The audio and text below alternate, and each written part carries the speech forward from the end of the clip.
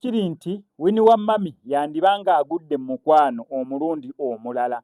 Naye ekibuuzo kiri nti ani oyo amusudde mu mukwano n'okumuleetako akamwenyumwenyu akafaanaganako weekatyo. Wadde ng'omugambo gutambula n'era bangi batandise okubeera nga bagusala nti Kabaka yandibanga yali emabega w'omukwano guno n'akamwenyumwenyu ka Winnie Wamami, kye sandiyagadde nnyo kukkiriza. Sandiyagadde nnyo kikkiriza. However, bwe mubeera nga bwe mugambye mbu Kabaka yali emabega w'omukwano gwa Winnie Wamami oba akamwenyumwenyu ke, nze ani agaana? Nze ani agaana?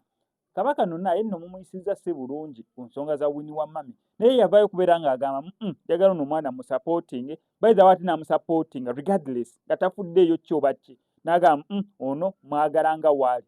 Kubanga bamusijjukira bamubuuzaako ku bino eno Truth or Dare mbu kiss, kill and marry ku Winnie Wamami, Spice Diana ne Shiba Kalungi nga kwaba nolondako aliwa gwasobola okukiisinga, aliwa gwasobola okutta, aliwa gwasobola okuwasa. Yagambirawo at least ye yaafa. Kwegamba bonna bonna ng'abaagala kyenkani. By the way Kabaka wabeera asazeewo okubeera ng'akola ekintu. Mu bantu bonna bonna bayiriddewo omubiri alaga mbu yagwirirwawo regardless. Bw'abeera akwagadde aba akwagadde, waba takwagadde aba agenda kuvuma buli wafuna akawendo kuvuma abeera agenda kuvuma. So wabeera nga yali emabega w'omukwano oba akamwenyumwenyu ka Winnie Wamami ndowooza saagala kikkiriza ekyo. Ndi musajja mukulu aludde mu bwa blogging. Yes, ensonga ziyinza okubeerawo ezibakwasaganya bo nga bo naye nga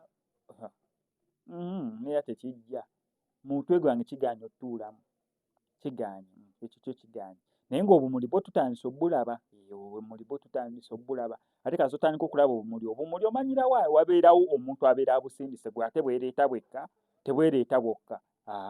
Ono atakola mu simanya bakola mu bimuli babayita batya, baflowalist babayita batya, atakola mu bimuli mbu atunda bimuli. Atali millionaires girlfriend mbu akola bimuli, akola deliver z'ebimuli nti kati ebimuli ani abeera abimuwadde? Wabeerawo omuntu abeera abimuwadde. Ono ku SMX Media ngenda sigala nkuwa updates gwe kyonna okola subscribing and notification bell, ebisigadde obitulekere.